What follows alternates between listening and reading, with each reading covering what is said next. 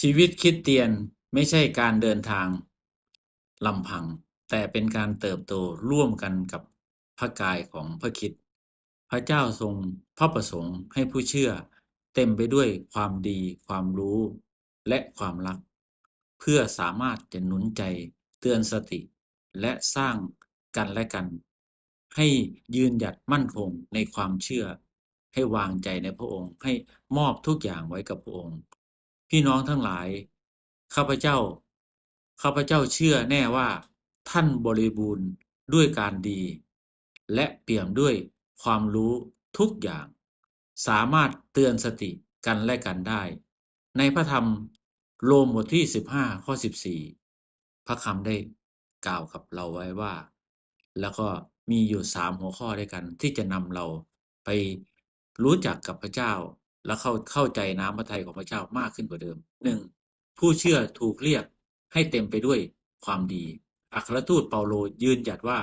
ผู้เชื่อสามารถบริบูรณ์ด้วยความดีไม่ใช่ด้วยกำลังของตนเองแต่ด้วยการทรงนำของพระวิญญาณบริสุทธิ์ของพระเจ้าชีวิตที่เต็มไปด้วยความดีจะเป็นพยานที่มีพลังต่อคนรอบข้างจะหนุนจิตชูใจคนอื่นได้ดี2ความรู้ฝ่ายพระวจนะนำไปสู่การเติบโตความรู้ที่เปาโลกล่าวถึงไม่ใช่เพียงความรู้ในเรื่องสติปัญญาแต่ความเข้าใจในพระประสงค์ของพระเจ้าเมื่อผู้เชื่อเปี่ยมด้วยพระวจนะก็จะสามารถแยกแยะความดีความถูกต้องความไม่ถูกต้องออกจากกันการดำเนินชีวิตตามน้ำพระทัยพระเจ้าตามพระประสงค์ของพระองค์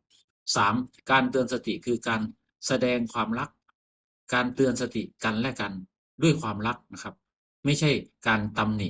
ด้วยความเย่อหยิ่งแต่เป็นการหนุนใจด้วยความรักและความจริงเพื่อให้พี่น้องไม่หลงทางและเติบโตขึ้นในพระคริสต์อย่างมั่นคงและสุขงอมและเต็มด้วยพระวิญญาณบริสุทธิ์ของพระเจ้าเราจะเข้ามาอธิษฐานขอบคุณพระเจ้าด้วยกันนะครับข้าแต่พระบิดาเจ้าลูกขอบพระคุณพระองค์ลูกสรรเสริญลูกถวายเกียรติแด่พระองค์ขอพระองค์ทรงนำในชีวิตของข้าพระองค์ทั้งหลายและขอให้ข้าพระองค์ทั้งหลายได้เป็นส่วนหนึ่งในพระกายของพระคริสต์โปรดทรงเติมเต็ม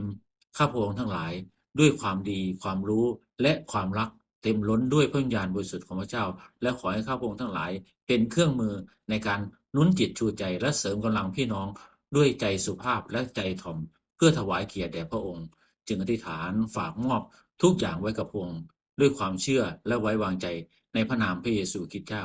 เอเมนครับขอพระเจ้าอวยพรครับ